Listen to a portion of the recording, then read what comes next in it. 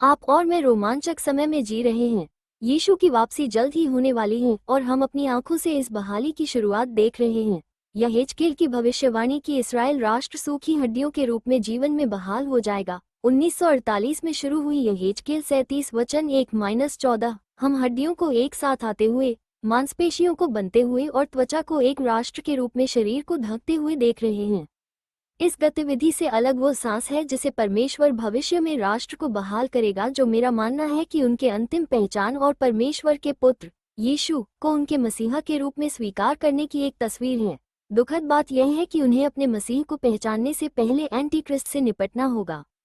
फिर भी इस्राएल पृथ्वी पर रहने के लिए सबसे सुरक्षित स्थान है, क्योंकि यह एकमात्र ऐसा राष्ट्र है जिसकी परमेश्वर गारंटी देता है कि वह जीवित रहेगा।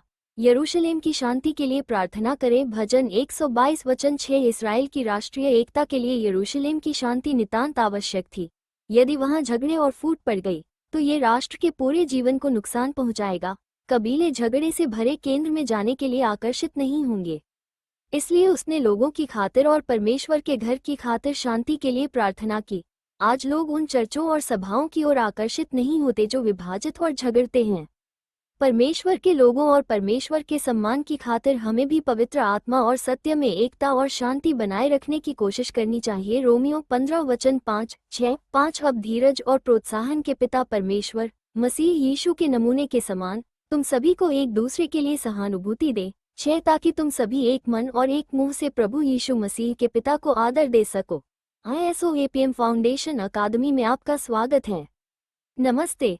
ISOAPM फाउंडेशन अकादमी में आपका स्वागत है। ISOAPM फाउंडेशन पंजीकृत सामाजिक, सांस्कृतिक, कला, शैक्षिकी क्षेत्रों में काम करने वाली एक अकादमी है।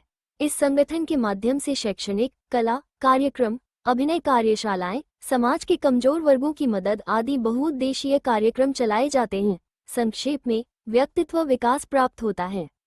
समाज में रहते हुए हमें एक इंसान के रूप में कैसा होना चाहिए, हमारा व्यवहार, वाणी कैसी होनी चाहिए, यह इन कार्यक्रमों के माध्यम से प्राप्त होता है। मानवाधिकार, श्रम और रोजगार, पत्रकारिता, जनजातीय मामले, व्यावसायिक प्रशिक्षण और विवाहित समस्या, महिला शोषण, भ्रष्टाचार और वकालत इत्यादि। भारतीय पत्रकारिता एवं शोध अन्वेषण संस्थान एक ऐसा संगठन है जो देश और समाज में बढ़ते अपराध, अपराधी प्रवृत्ति और इससे संबंधित अक्षमता पर काम करता है।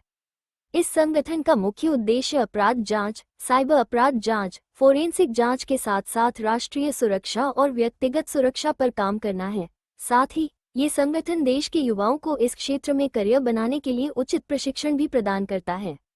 बृहन्मुंबई मुंबई क्षेत्र प्रशासनिक रूप से सरकार के अधीन जिलों में बाइबल शिक्षा प्रदान करने के लिए मुझे हर वार्ड और हर विभाग में बाइबल शिक्षा सुसमाचार के प्रचारक, प्रेरित और पादरी शिक्षक के रूप में नियुक्त करने के लिए एक समझौता किया गया है।